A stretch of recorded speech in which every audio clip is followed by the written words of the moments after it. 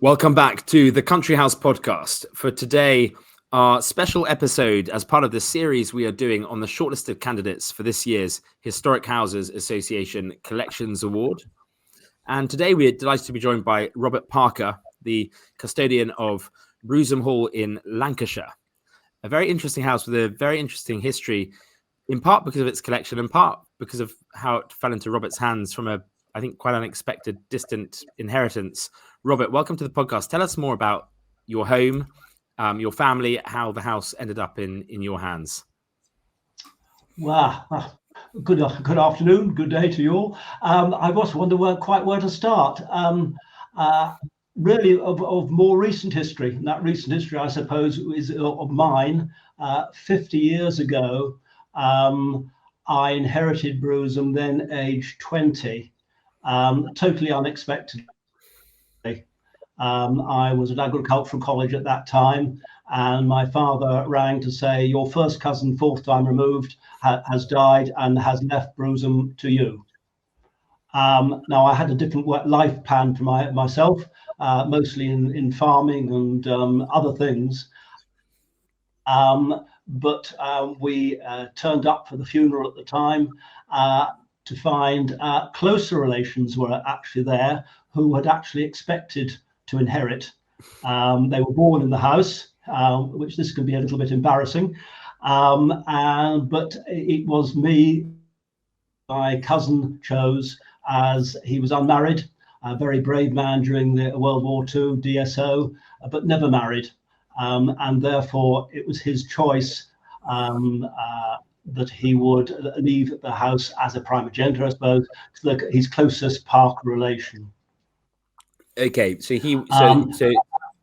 it came through the Parker line because that is where it's always been. It's always been in the Parkers. 13 more generations have lived in the house. So the house is 1507. So my part in it is very late on in its very long life. Robert, that's a fascinating story. I mean, when you found out, was it a pleasant surprise, or was it did you get a bit of a fright? Well, you're talking about a 20-year-old when, quite frankly, you worried where the nearest pub is rather than anything else. It would have actually been much more of a concern, surprise, I think, because he only changed his will 6 months before he died.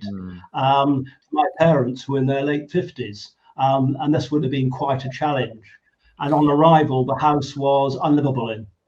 Without a doubt, the water supply was poisonous, the electricity supply was dangerous, there was no kitchens, no bathrooms to speak of. It was a story of 40 odd years of unmanaged decline. Wow. So, and how had your then late cousin lived in it, just in a room, sort of a bit of a recluse by the end? He lived basically in 2 rooms. A library come sitting room near the front door, and a bedroom. And if you think in 1938, it would have been a fully staffed house on his father's death of maybe 35 people. When we arrived in 1975, there was nobody. Gosh. I mean, do you think that he sort of picked you, as it were, because he felt the house needed an injection of young energy, someone who'd studied farming? I mean, does it come with an estate, Jeff? I'm not sure what the. Were you? I don't think he. I know. I'm certain he was my godfather, and I'd only been to Browsholme twice in my life before then. Once when I was aged 5, and then 15. I think his natural inclination would be to look at my father, who was of the right age and a surveyor as well. But my father, when he got an inkling this was a possibility, and that's all it was, said to him, Colonel Robert, really, if you are going to leave the house to my branch of the family, don't leave it to me. Jump a generation and leaving it to my son, your godson, and we'll jump one generation of what was then death duty. Okay. That makes sense. And thinking about the house, because let's just give our viewers and our listeners a sort of picture of what the house looks like. And that'll itself take us back, I suppose, to 1507, when the house, as it is now, largely was built. Is it fair to say, Robert, and also probably it would be helpful for our American listeners to know where in the country Lancashire is? And so you're probably best placed to say it, Robert. Can you explain a little bit about where Lancashire is, what it's like as a county, sort of the terrain, and why perhaps Brewsome fits a little bit into that sort of part of England? Right. Well, let's just say we gained our names as Parkers or Park Keepers in the Forest of Bolland in 1381. Our original name was de Alkincoats, which is a little bit more maybe unusual name, being a park keeper, but that's all we were. We were park keeper for John of Gaunt. You got the name Parker. Sorry, you got the name Parker for being park keepers. Park keepers, yeah. We were the Parker, rather than being of a place, which was de Alkincoats, means we lived at Alkincoats, which is near Colne. Like John of Gaunt, why was he called John of Gaunt? Because he was born in Gaunt. Sure. How interesting. No other reason. By that logic, Jeff would be a tailor from Heath, and I would be a strawberry. Maybe a strawberry grower. So, I mean, where we are in Lancashire, we are north of Liverpool and south of the Lake District, well inland in quite a remote area in the hills, the Forest of Bolland area of outstanding natural beauty. In 1380, this area would have had very little consequence. It's hardly been on the map, all the activity being on the east side of the country.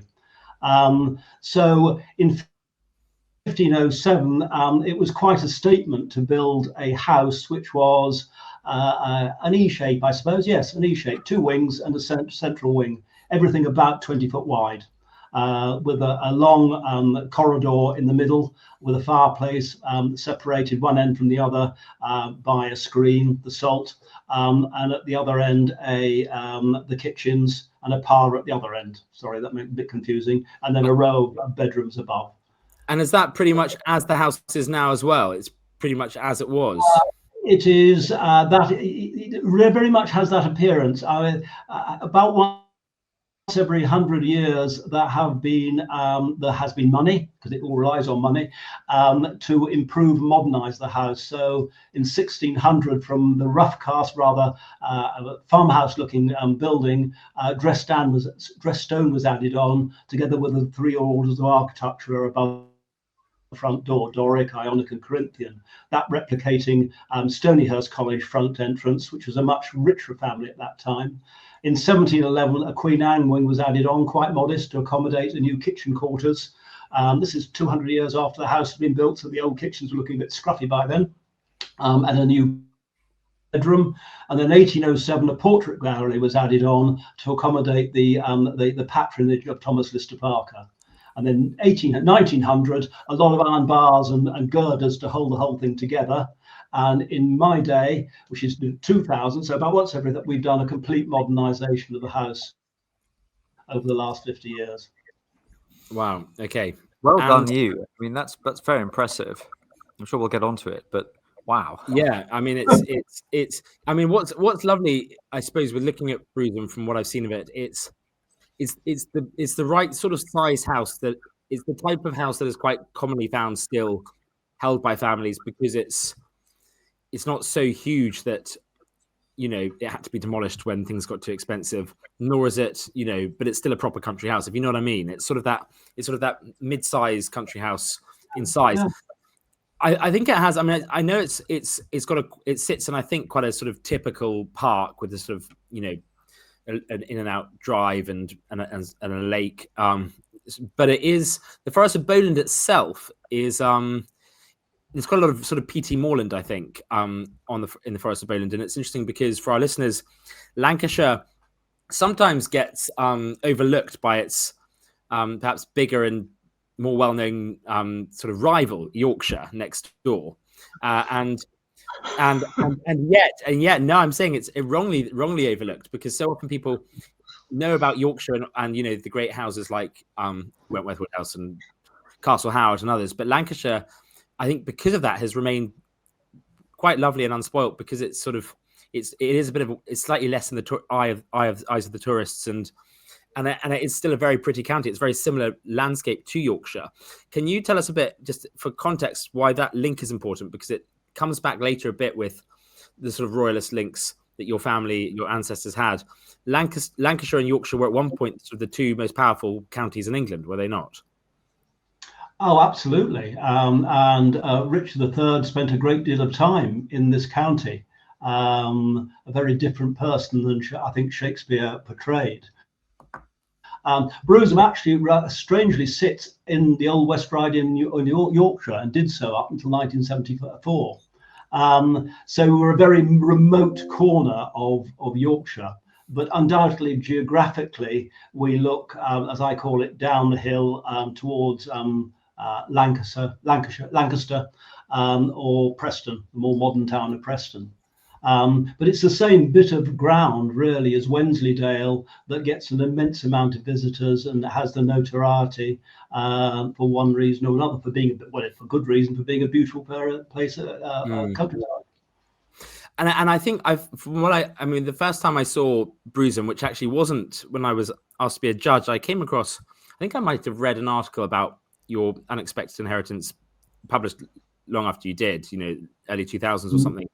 It has a slight, I hope this doesn't come out wrong, because of the stone it's quite an austere facade. It has a slightly sort of Wuthering Heights vibe about the house itself, in terms of this sort of, it's not plain, but it's quite masculine, the house, isn't it? Oh, I think it is a gentleman's residence. We've actually had filming for Wuthering Heights here many years ago. Oh, really? So they picked it for good reason. I was thinking the house on the secret garden, Jeff. But yes, I think Wuthering Heights is also very apt. It looks very romantic, very, very romantic. It is. I mean, it's also in 500 years, it's just an immense amount of time to be in its setting. So yes, there's an in and out drive, but up until 1800, there was only one way into the house. And there was terracing down the front of that time, which was then shortly swept away, and a capability brown type of landscape introduced, together with the front entrance set well away from the house, so you could approach the house as so many capability brown landscapes to see the tops of the chimneys, then they disappear, then you see a bit more of the house and that disappears, and that's very much, it's a pocket-sized version of a much larger and more prestigious landscape. Thank you, Robert. Thinking about the descent then, because there are some interesting characters through the Parker family history. So it's so that they were originally they worked in the park at the head of the park. We'll talk about that specific role in a minute, because I know you hold a historic title now, I think, in your role in the area, and we'll get to that in a moment. But just thinking about the descent, so which Parker was it who built the current house, and how did it sort of then descend to the English Civil War? And then can you talk a bit about what happened during that time? Right. So and Edmund Parker built the house. He had 5 daughters and 7 sons. So there's quite a lot of Parkers within this area that could be said to be related. That was actually at a time that it was only a leasehold, and his widow said, look, to the king, we've spent huge amounts of money on building the house, could we buy a long leasehold? And that carried on until 1600, when James I, obviously looking for a lot of money, sold the freehold to us. So that's when it's worthwhile really putting down roots in the house. So when you refer to by the time you get to the English Civil Wars, and we have letters of protection from both armies. Remember, we are a very remote area. We're not in the main guts of England where the Civil War was really fought. We were left pretty well alone. Yes, the son was held to ransom and held in Skipton prison for £200, I think.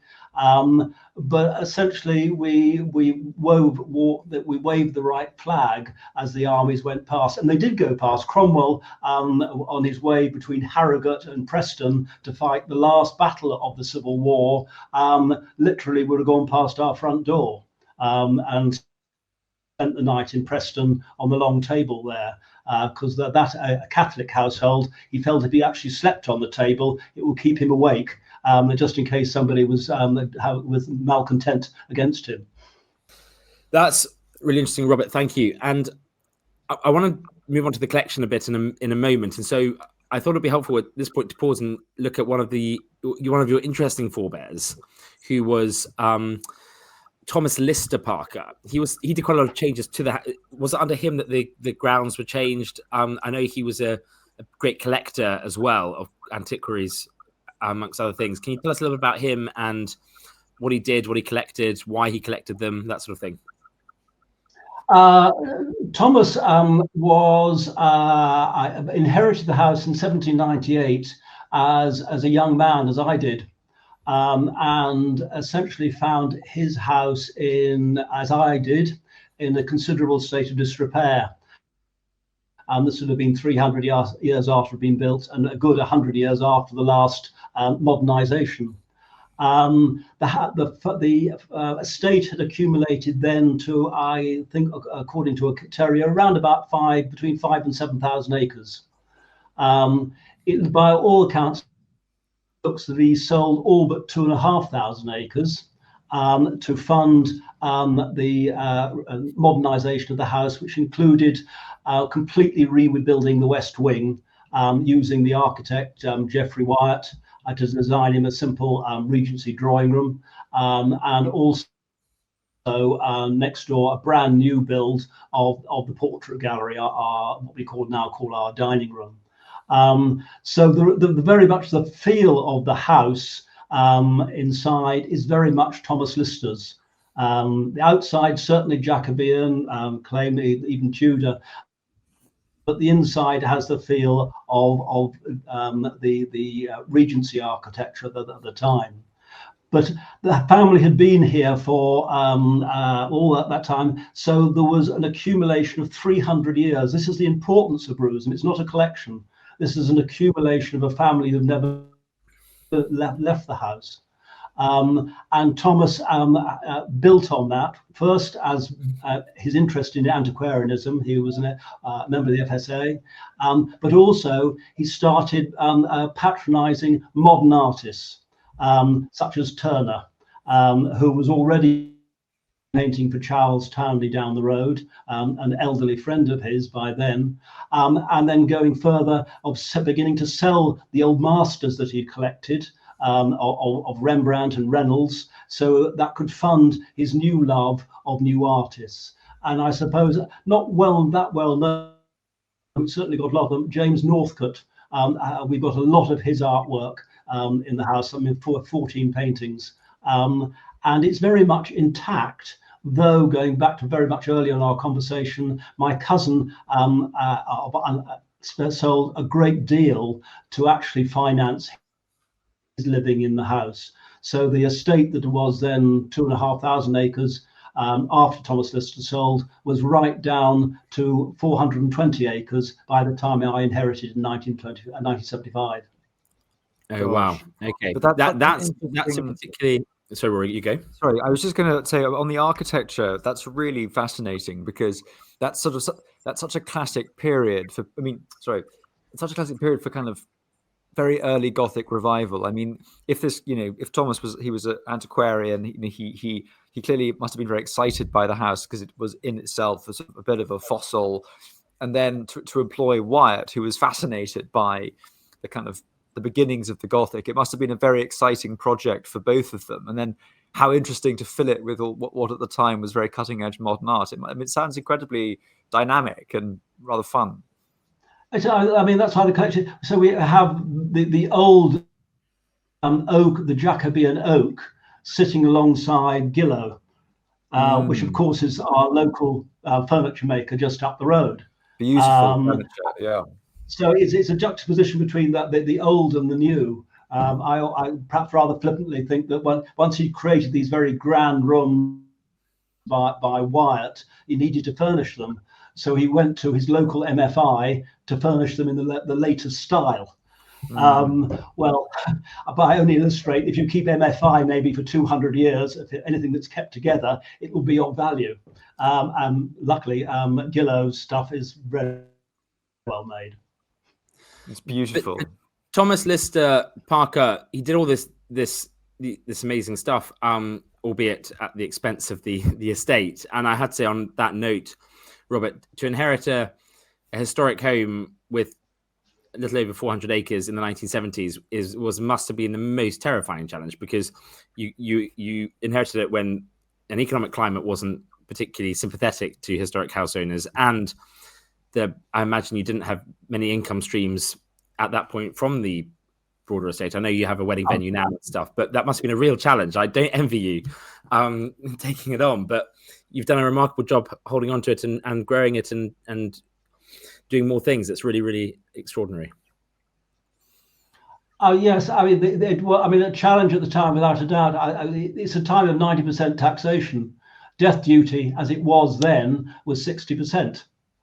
And if it wasn't for the government at the time introducing capital transfer tax, which introduced the new heritage relief of conditional exemption, Brewsham, like I would estimate 300 other houses in this country, would no longer be here for everyone to enjoy. They've just simply been sold. There was no money at that kind of taxation rates to carry on. And once they'd actually deteriorated to such an extent, you needed to have a passion that I had to, quite honestly, at the age of 20, credit my parents with, who moved up from Cambridgeshire and not knowing Lancashire at all. It was their passion that started me on the road, and my wife and my children to where we are now.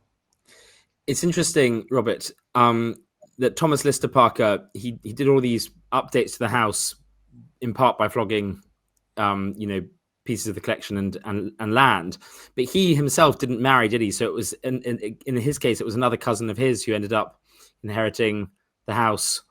I imagine an ancestor of yours, without having in that particular case, I guess they inherited a nice house that had been done up by Thomas Lister Parker, but again, not unexpected. It was, Thomas Lister only owned the house from 1798 through to 1820. By then, he was known by the Prince of Wales of the time. He was leading a much grander life in London. He had a house in Audley Street. I think the remote part of Lancashire wasn't really ticking all the boxes for him. And also the money ran out. Always comes down to money. Money ran out, so he sold the house to a cousin of who lived at Alkincoats down the road, Thomas Parker of Alkincoats, which was his closest cousin, and it's through his line that we are here today. But I see. But I assume that Thomas Parker at Alkincoats, he was descended from other Parkers from Brewsham originally as well. Brewsham was the original. Yeah, of course. Interesting. Now, can we talk about thinking about the collection a bit more? And you're right. I think what I found particularly interesting about Brewsham's collection compared to perhaps the other candidates in the awards this year is it is exactly what you said. It's not so much. It's the whole house is the collection, which is different to some of the others, because some of the others it's a specific part of their collection. But what I love about yours is it really is just it's a testimony to 13 or 14 generations of buying things that interested them that are still in your family's hands today. And what I've been particularly interested in, Robert, is I know your family historically are Protestants, but you have quite a significant number of sort of Jacobite and Catholic related pieces in your collection. Why is that? How did they come into your family's possession? And can you tell us a bit about some of those pieces? Well, I think just an aside, the house, I now look after 2,000 objects. So it's like a museum of those. They can be categorized as around about 1,000 different objects on the inventory. And the Jacobite relics you referred to were owned by my direct relative, Robert Parker of Alkincoats.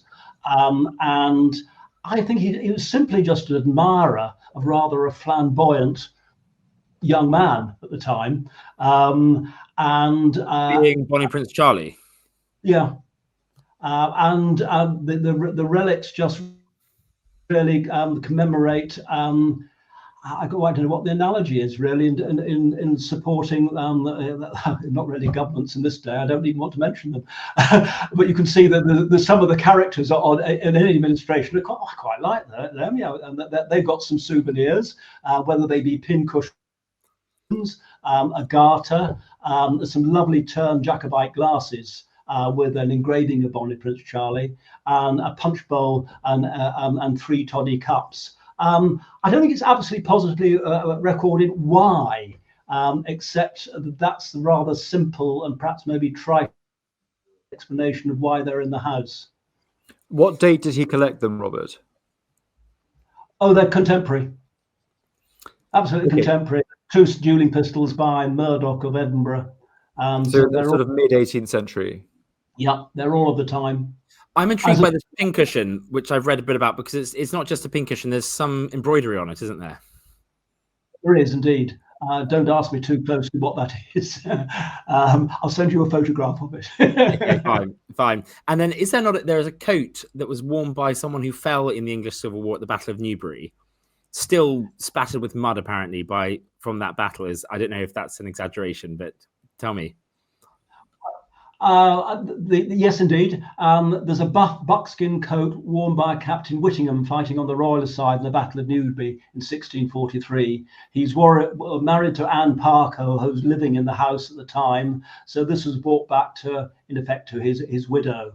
And it's said to be quite Savile Row, because it's only out of 2 pieces of deer skin rather than many more of lesser uniforms. But the Battle of Newbury is a long way away from Lancashire. And like a lot of stories, though undoubtedly it's a royalist coat, you don't know how accurate the stories are as to between the Battle of Newbury in 1643 or the much closer Battle of Reed in 1644. I see. Well, I think regardless of stories about, like any big house, it's a matter of picking the stories that you've been told. They've been passed by word of mouth rather than by written down. And children aren't terribly good at listening to the explanation of a story, and sometimes it gets mangled. So I quite like to actually pick away at those stories to see actually, yeah, but maybe the more likelihood is this is an explanation. But talking of writing things down, there was, I think, am I right in saying, one of the daughters of one of your ancestors was quite a famous, or has become quite a famous diarist. I think Elizabeth, I think, was her name. She was born in the house. Yeah, no, right? Elizabeth Parker was the wife of Robert Parker of the Jacobite relics. He died quite a young man in 1758. Quite important to me that union, because that's how my direct inheritance comes, where it comes from.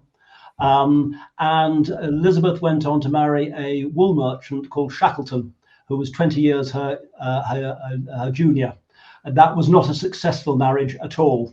And she was asking for money from her brother who lived at Browsholme, as she was very fond of her children who were then in Yorkshire and going to rugby school. But she was starting to write these, her daily account in diaries running from around about 1775 all the way through to 1791. On not quite a daily basis, but a diary and also a pocketbook to record a much longer description. And it has been serialized. It was a BBC program, A Gentleman's Daughter, by Amanda Vickery. That's right. Because her eloping with this young chap was quite scandalous at the time, wasn't it? And it subsequently proved. Yeah, that's right. We were saying earlier before we started, speaking of exciting items, Robert, I gather you have some hidden beneath your camera lens that you might be willing to show some of our listeners who are watching this on YouTube. There's some wonderful items in the collection, far too heavy to bring it in front of the camera today. But I bought two that illustrate quite what you wouldn't expect of a collection in some ways. A collection you would expect of an accumulation. Here, if I could, this is a little Bellarmine jug showing King John, and that was found in the Thames and collected by Thomas Lister Parker in the early 19th century. And it dates from the time of Thomas Lister Parker or from the time of King John? That would be in time of Thomas Lister Parker. So that's something coming in later. So it would have been a sort of a souvenir like we see in London today of sort of a mug in the shape of the late Queen's head. It was that sort of thing. Yeah, absolutely. Yeah. Sorry, yeah, so just to be clear, sorry, just so our listeners who perhaps aren't seeing the images, this is could you hold it up again, Robert, so I can describe it to people? It's a beautiful sort of green ceramic jug with the face of King John on it, with what looked like little sort of hands clasping his sort of chest, with a very elaborate top. Actually, it's got a sort of beard and a crown and all sorts of things, and the inside is suitably dark. but definitely a jug, that's for sure. But and you're saying that's from the time of King John. So what, the 11th? John, we're talking 13th century. At the time we gained our names as park keepers. That's so cool. So that's really, really, really cool. And do we have any sense of what it would have been? It looks quite upmarket. Would it have been used for wine, perhaps? Yes, wine. Yeah. I think it's difficult to know. Quite a posh jug. It's quite a posh jug. That's the other very posh cool. I've got for you is this one, which is said to be in the reign of since the reign of Edward III, and this is a cane peg tankard, and running down the spine there are little pegs holding the whole structure together, and it's only recently that I actually poured water in. It does hold water, or any other wine or beer for that matter, but it holds 3 pints. And with a little bit of research, what measure is 3 pints? And it's a Scottish pint. So this is something that's come down from Lancashire down to from the north. Again, for our listeners, it looks like a sort of a giant. What's the word I want to use? It looks like a miniature barrel in some ways. Yeah, a miniature barrel or giant tankard made of wood, wrapped with what looked like reeds, wicker, bamboo, bamboo. With a sort of with a hat that looks a bit like a sort of a lid that looks a bit like a sort of a giant paddy leaf or something. It's quite extraordinary. But we were saying before we started recording, Robert, I love how that is a Scottish pint. I mean, the fact, if I ever went to a pub, I should nick that drinking vessel from you and take it, and then ask for a pint from my friends, and then they'll discover to their dismay that they actually have to get me 3 pints. I think that's excellent. That's what the Frasers had to do, Jeff, after they lost all their money from being recusants. You see, they had to have their Scottish pints from their friends. Anyway, that's very cool. I love how. I mean, you said earlier that you have sort of.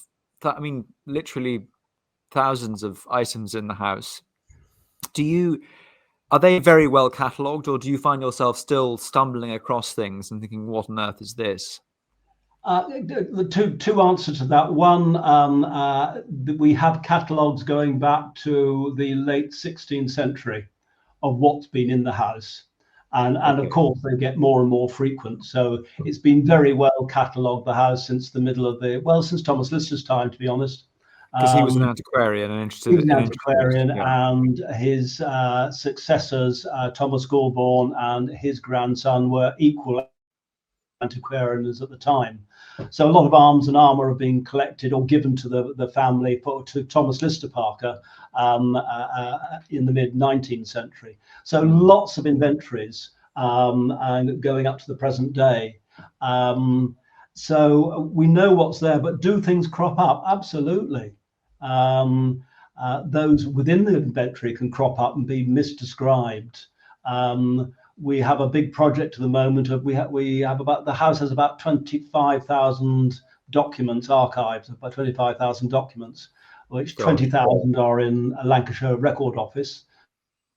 And the rest are here in the house that are really uncatalogued, and we're at the moment cataloguing those. And it's not just objects that are interesting in the house, it's the stories that have been lost. And the stories that have been told are probably lost forever, but the ones that have been written down, and who has been here and who they've met and had. We have about 300 recipes in the house, all handwritten.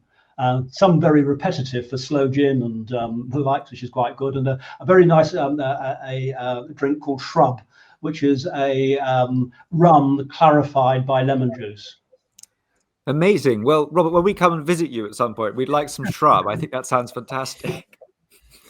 Robert, I also, one thing I was disappointed you haven't brought in is your wand of office, I think it's called, because this is an interesting story that I want you to unpack for us, Robert, because there's a very ancient title in the Forest of Bowland, which is the bow bearer. Is that correct? And as if I'm correct as well, it has been around since the 12th century, but sort of fell into abeyance a couple of times, including until you sort of reclaimed that ancestral title, obviously sort of an honorary title. Can you explain what the bow bearer of the Forest of Bowland is and why you wand for it? By the wand, I think that the origins go to medieval times, and this is the King's Forest here, the Forest of Bowland, the Radham Lawn, which we're next door to, which is owned by the Crown now. It's been sold and bought back and again. When the king came to the area, somebody would be carrying his bow. It wouldn't be lowly landed gentry that you might describe me, but it would be nobility. So the Duke of Albemarle, or at the time Monteagle, or something like that. So the origins are that. But as the King's Forest got less and less and less, until they were almost non-existent at the time, just after the Civil War, you then got the nobility, the aristocracy, stood back from that quite lowly title, and it was taken on by local landowners at the time, and who would be responsible looking after the venison and the bear. So it was to make against gamekeepers, people taking the deer and the like, a policeman, a magistrate within within the forest. There was a similar office of a chief forester, and likewise they would be making sure that nobody was cutting down the trees that they shouldn't do. But it had fallen into a complete. I think the family had been bow bearers for 7 generations, and it was a title held by the Townley family at Burnley. This was the title of Lord of Bowland. It was the Lord of Bowland, yes, not Lord Bowland, the Lord. So it's a manorial right. Yeah. Which is why, am I right in saying, Robert, this is an interesting thing I'm intrigued by. Obviously, it's not a peerage, and therefore it can be sort of passed on outside the family, which is why in recent years it passed from the Townley to someone else. But I think, am I right in saying that some American entrepreneur most recently has been signed over the title, and somehow what confuses me slightly, Robert, is I know, obviously, we know that there are a lot of these fake titles out there that, people are conned into buying a square foot of land in Scotland and they think they become a laird. Strangely, in this sort of manorial title, it is possible to transfer it like that, isn't it? Absolutely, yes. It'd been recently resold to somebody in America. It's a manorial right. It holds no duties or anything really at all. It has no land, but there is a right to actually appoint a bow bearer and a chief forester. And does he appoint you? Yeah, and which is where it came in. The last owner said to me, Robert, would you like to be my bow bearer, because he was the Lord of Bowland, and that we can use it together to raise the profile of this part of Lancashire. So does that mean, Robert, that if the king did ever decide to do an impromptu hunt in the remnants of the forest at Bowland, that you would technically have to be standing there at the ready with a bow, or is that very unlikely? He was on the next door. The King, His Majesty, was on the next door estate, and that was a thought that I needed to actually bring with me, a bow. But instead of the bow, I thought I might be stopped by the security presence, so I did bring along the staff. The background of the staff is there's a picture in the house of a Thomas Parker wearing quite an uninteresting brown cloak, but carrying a staff. Right. So I'm echoing that. Is the staff one of those wonderful sort of medieval white staffs of office, or is it a different? What does the staff look like? The staff was given to me actually by the previous Lord of Bowland, which is taken from a bit of the House of Puget. It's a piece of brass on the top taken from the Puget House of Parliament. Oh, right. Okay. And you, Robert, I think you became bow bearer in 2010, and a year later there was some big sort of thing that was put on, wasn't there, for the Lord of Bowland at a bridge, Dunlop Bridge or Dunsop Bridge. Dunsop Bridge, that's right. Yeah, Dunsop Bridge is the centre of the kingdom, so it's right within His Majesty's estate at Whitewell, and it's the geographical, as I say, the centre of the kingdom, and it's all a part of this raising profile of our beautiful countryside in England, and of the heritage, like Brewsome. Interesting. And did you? How does it find, Robert? Just thinking, how does it feel? What is it like for you?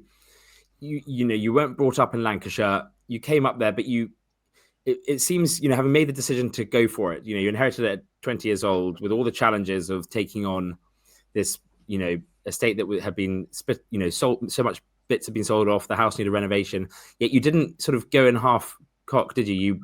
You've fully bought into Lancashire, haven't you? Yeah, the first thing I think that I and the family said, we needed to make this a family home again. That's absolutely crucial.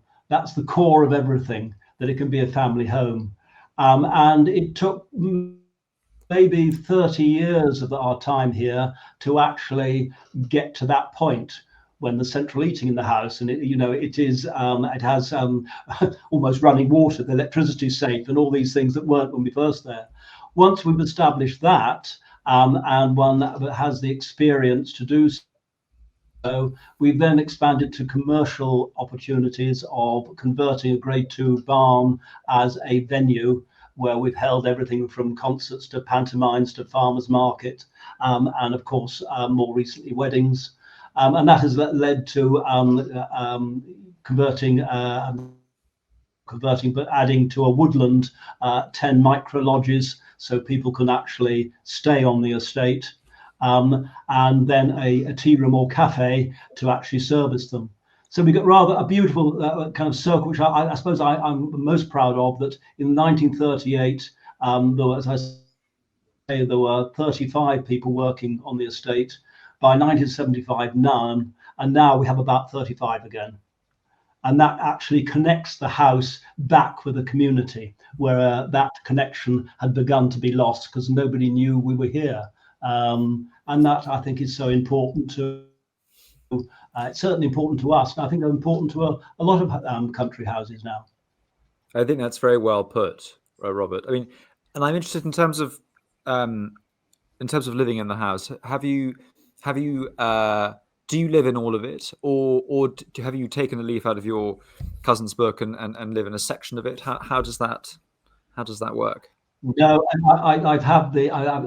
I'm wary of the word privilege, but in some ways, for me, it has been. If you're given the privilege of living in a house like this, you actually occupy the largest bedroom and the most beautiful bedroom in the house. Not a showroom, because that's the fun of living in a house like this. And my father, when we first came here, said, Robert, if we are going to do this, the project has to be fun. When it ceases to be fun, that is a time then maybe you need to review your situation. And very fortunately, both my children are both married now, one grandchild. They all live or work in the house or around Lancashire, and I hope get the same feeling as I have of the house. I'm sure they do, maybe more so, because I came here as a 20-year-old, so I look at the house very differently than my children who were actually born in the house. To describe, but it is something that I don't quite know what they feel, except the same sort of passion as mine, but it's different passion. But it's a multi-generational project, isn't it? Because you said it's taken 30 years to make it a family home, by which point your children no doubt have become quite grown up. And so it'll be in some ways it'll be a sort of a family home that's not in the making for their children, I imagine. I mean, the sad thing that there are now, the wheel has turned again, and where it was unpopular to carry on a family home such as this in 1975, the economic difficulties of continuation are making a number of families reflect if they actually want to do this as Dad did. And that is, yes, it's some of concern. Now you took over at 20, Robert, and you pretty much moved up straight away, because I was looking at the Browsholme website, and it seems you met your lovely wife at a local pub in Lancashire. She was a local herself, is that right? Oh, absolutely. To get any credibility of a southerner such as myself, I needed to marry somebody from Lancashire. Yes, Amanda is a farmer's daughter from literally 3 miles away. So she would have known Browsholme, known of Browsholme for much longer than I ever did. And yes, the local pub, the Red Pump Inn, still open now. Great. And I was also reading your children, who both you mentioned both live nearby. And you see a lot of them. It seems they've got various of their own endeavors as well. I was looking. I mean, it's amazing. Again, thinking about how you've kept on to the house and the land since you inherited, considering the climate you inherited in, and that you still are able to enjoy the whole house. You've clearly nailed what many country house owners fail to do, of managing to make what you have stretch a long way. Because I know you've created a wedding venue that in a barn, I think the Tithe Barn, and then your children also have a little side job, side hustle, the Bow Bearers. I think it's a traveling pizza company or something. Is that right? How clever of you to notice. A quick Google is what I needed to do.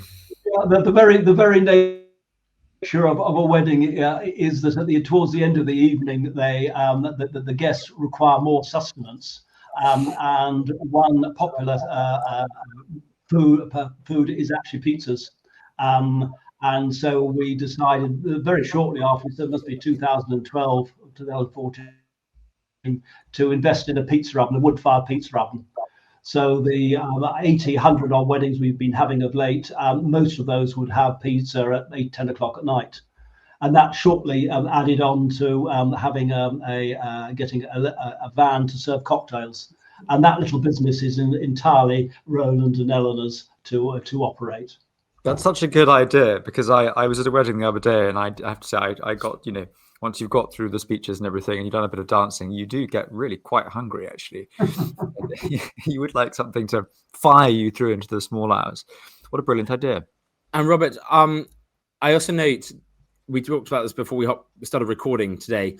You've sort of been able to reclaim the historic role of bow bearer, and your wife Amanda still is the Lord Lieutenant of Lancashire, because that is a title she'll hold until she retires. I think they retire her in her 70s, don't they? So tell me, can you explain? We have had various guests on this podcast in the past who have come from families.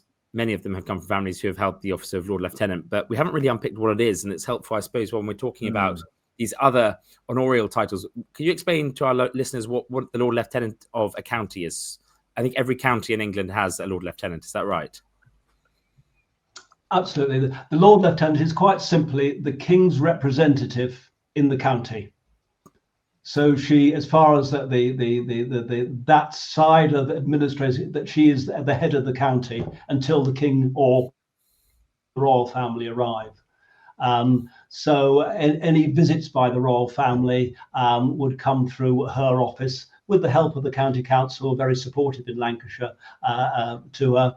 But it goes further than that. The king's priorities, such as Commonwealth, such as culture, appropriate for today, such as community, are things for the Lord Lieutenant to raise the profile of, to make connections between people, and to do good in the county, as he would hope to do himself if he could actually cover all bases throughout every county in the area. So it's a way of extending the royal influence outside his sphere of natural influence. And you go, Rory. Do the Lord Lieutenants change with every monarch, or do they stay the same? I don't know how that works. No, the Lord Lieutenant at the moment, and it can change, would stay from appointment until they're 75, and that's right. Absolute after that. It's very different there, and the appointment comes through, and it is, I think I'm right, around about the Civil War. It began prominence under Charles II, is to do with the army. It's to do with the armed services. Raising the militia, isn't it? That's raising the militia. I think that was what they had to do. Raising the militia. Yeah, absolutely. And that's been expanded over the hundreds of years. That's very different than the High Sheriff, which which is only a 1-year appointment, and has been permitted, which is all to do with the law and order. So and don't Lord Lieutenants traditionally also often provide the monarch with or indeed any member of the royal family with a place to crash if they need somewhere when they're visiting, or is that not really true? I don't think that's really true. No. That's such a pity. I always deal. Well, Rory, we know from the episode we did at Scone that they needed 3 years' notice so that they could renovate the entire house before Queen Victoria visited. So I think that's a good point. Well, the royal family should definitely come and stay because they can benefit from the Scottish pint cup, and that would be very exciting. Yeah. You said you poured water in to check its watertight. Have you actually drunk anything out of that cup yet, Robert? To be honest, I haven't. No, and there's no reason why not. I mean, all it is a wooden cup. maybe you can wait until we come and visit you, and then you can drink something out of it. I'll certainly do that for you. We'll bring you something nice to drink out of it. What was that drink called again? It was schutz or something. Shrub. Yes, we can get some shrub, put it in the King John jug, and then pour it into the 3-pinter. Perfect. Just going back quickly, Robert, the Lord Lieutenant and the High Sheriff thing. So I think your wife you mentioned earlier, was High Sheriff as well before she became Lord Lieutenant at some point. Is that right? Yeah. But what I'm interested in, and it's interesting because you've been very modest about your family being bow bearers, not being I suppose, gentry rather than aristocracy, and usually or historically the office of Lord Lieutenant has been held by sort of the great noble families of a county, and I imagine it's been no different in Lancashire through the centuries. Do you think, I mean, you know, your wife still lives in a historic house, but do you think that role's changed slightly in recent decades because of sort of the shifting landscape in Britain or not? I mean, what are your thoughts there? Well, absolutely, completely. In Lancashire, there are a great number of Lord Lieutenants. They come now from all walks of life. There is appointed through the Cabinet Office. It's not an appointment that you can apply for. It's something that your peers in the county that put you up for. So it's not what a position that people expect, and people say, "How do you get appointed? Can I make an application?" No, you can't. It doesn't work like that at all. So the consultations between, I don't know, the police, judges, the lieutenancy itself, the bishops, people in the county to become appointed. How far are you from Liverpool, Robert? About an hour. So there's a Lord Lieutenant of Merseyside, which is Liverpool. There's a Lord Lieutenant of Manchester as well, close by.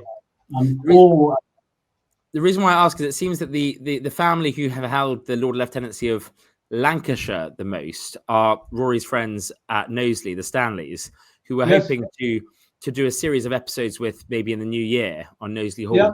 So maybe that could be a chance for us to come and visit you as well at the same time. Absolutely, yeah. No. The Lord Derby was Lord Lieutenant when the county was as a whole, not the three as it is now. So prior to 1974, it was then Sir Simon Townley from Townley Hall, and it then was Lord Shuttleworth. So yes, it has in the past been through the peerage, the landed aristocracy, rather than what it is now. It could be anyone. It could be a farmer. It could be somebody who was a well-known rugby player. I can think of one. Really, anyone. The main thing is, will they make a difference? Can they make a difference to the county? And it seems and support the king.